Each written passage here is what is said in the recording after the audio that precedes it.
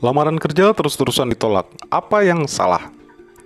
Sudah membangun jaringan relasi, selalu memperbarui CV, bahkan mengirim surat lamaran berkali-kali, tapi tetap belum juga diterima? Apa penyebabnya? Halo sahabat job seeker, berjumpa lagi di channel Aryan Haris, satu-satunya yang membahas seputar persiapan memasuki dunia kerja, edukasi, dan juga motivasi.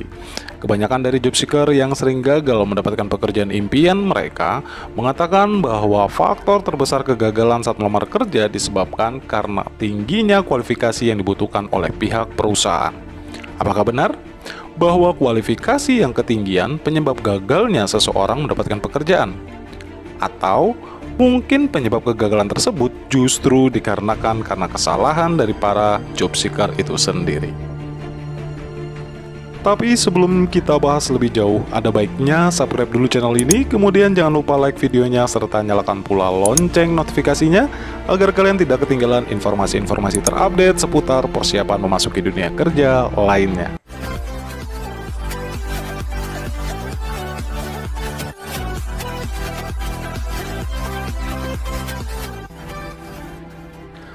Kesalahan-kesalahan para pelamar kerja yang sering ditolak perusahaan saat melamar kerja.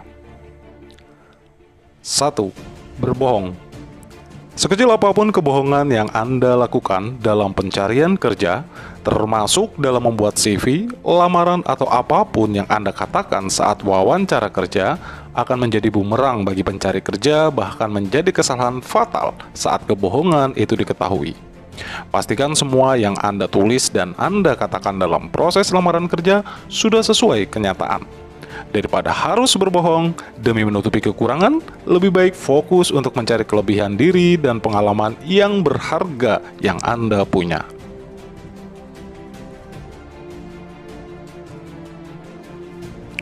2. Memburukan perusahaan lama. Seburuk apapun perusahaan atau atasan yang pernah Anda miliki, jangan sampai terpancing untuk menjelek-jelekannya di depan orang lain, apalagi saat wawancara kerja. Karena membeberkan kejelekan seperti itu akan membangun citra negatif pada diri Anda. Lebih baik Anda fokus pada hal-hal positif yang Anda dapatkan di perusahaan yang lama dan keinginan Anda untuk dapat mencapainya lebih baik lagi di perusahaan yang baru.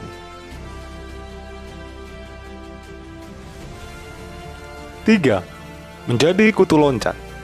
Penerima kerja tentu tak ingin bersusah-susah mencari karyawan setiap tahun. Karena itu, di samping mencari orang yang memiliki kemampuan tertentu, mereka juga akan mencari orang yang berpotensi akan bertahan lama.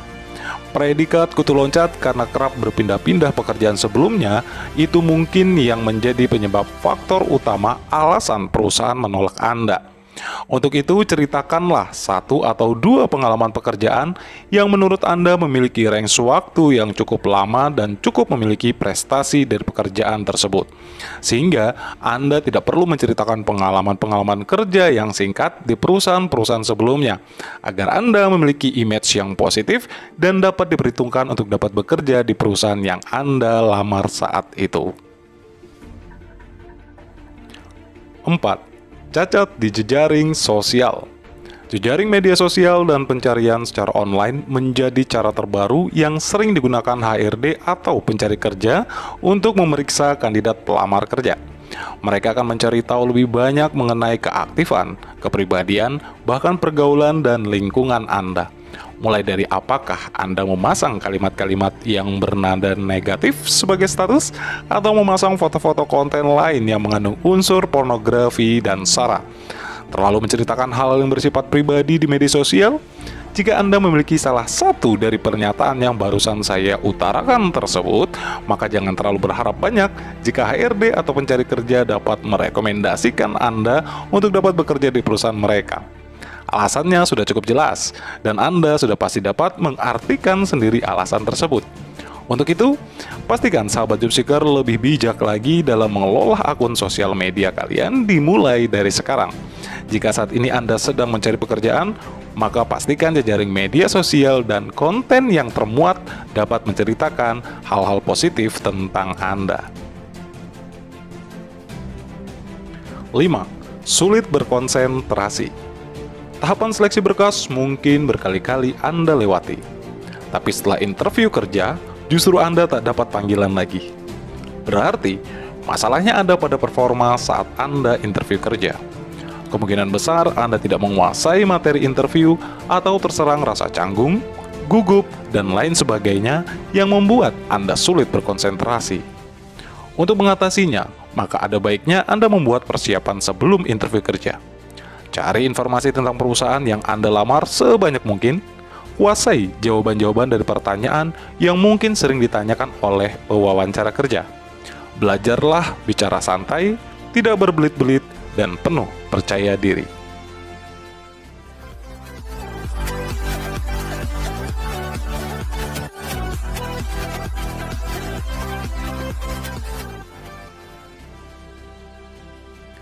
Enam, performan atau penampilan yang kurang menarik.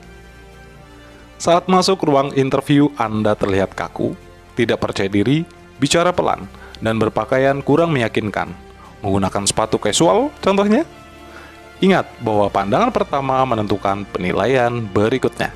Untuk menciptakan penilaian pertama, Anda sangat mengesankan, maka perhatikan hal-hal seperti penampilan dan etika Anda saat melaksanakan interview kerja. Seperti berpenampilan standar office atau penampilan yang mungkin sudah disarankan sebelumnya oleh pihak kerja sebelum Anda datang melaksanakan interview kerja. Sesuaikan dengan kultur atau budaya perusahaan, begitu pula dengan cara Anda beretika atau bersikap selama interview.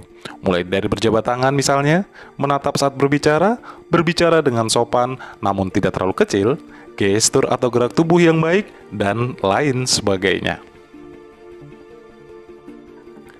7. Terlalu banyak berkeluh kesah. Ingat, sesi wawancara itu saatnya Anda bicara soal profesionalisme. Meski si pewawancara kerja cukup ramah, jangan terpancing bicara terlalu banyak masalah pribadi seperti hobi, keluarga, atau mungkin soal agama. Maka sebaiknya berikanlah informasi personal secukupnya. Selebihnya kembali pada kualifikasi kerja yang dibutuhkan oleh perusahaan, agar mereka bisa memahami bahwa Anda memenuhi kualifikasi yang mereka butuhkan. 8. Terlalu berorientasi pada gaji. Gaji memang penting, tapi jangan membuat itu menjadi topik pembicaraan yang paling utama. Jangan terlalu ngotot meminta jumlah gaji tertentu, apalagi membanding-bandingkannya dengan perusahaan lain. Karena setiap perusahaan punya standarisasi soal gaji, dan yang perlu harus diingat, soal gaji ini adalah masalah sensitif.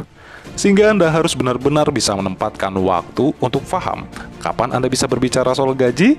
Tentunya ketika pewawancara sudah membuka pembicaraan mengenai gaji, baru kita bisa membuka obrolan seputar hal tersebut.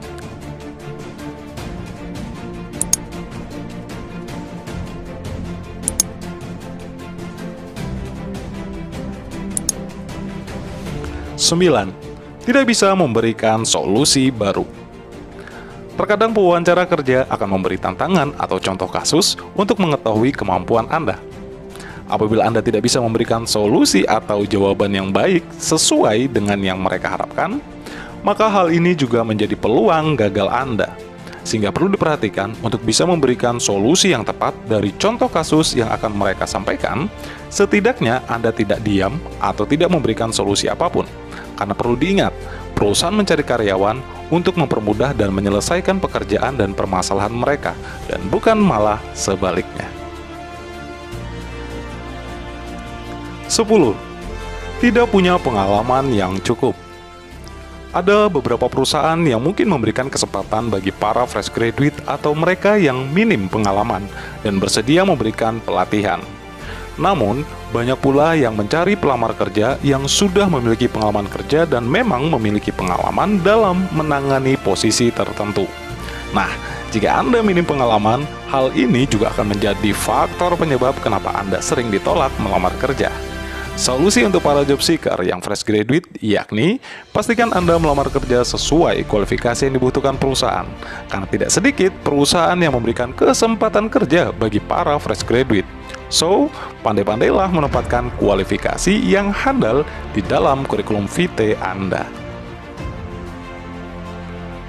Drama di dunia kerja akan terus berlanjut, terutama saat kamu melamar kerja. sedih, takut, gelisah, dan menangis. Hal ini akan kamu rasakan ketika surat lamaran kerja yang tadinya sudah dipersiapkan sebagus mungkin berujung pada kata penolakan. Jangan putus asa, mungkin keberuntungan belum berpihak kepadamu. Ibaratkan sebuah kompetisi, ada yang menang dan ada yang kalah. Mungkin dengan mencoba lagi dan lagi, kamu bisa mendapatkan posisi yang sudah lama didambakan. Stay positif dan ingat kalimat positif berikut ini. Kamu bukan satu-satunya yang pernah mengalami kegagalan karena masih banyak orang lain juga merasakan hal yang sama. Jadikan kegagalan membuatmu semakin tangguh dan membangkitkan kerja kerasmu. Karena sukses butuh proses dan bukan banyak protes. Demikian informasi ini dapat saya sampaikan. Semoga informasi ini bisa memberikan manfaat dan pengetahuan serta semangat yang baru bagi para sahabat job seeker. Akhir kata, saya Ren Haris. Sampai jumpa di informasi menarik lainnya.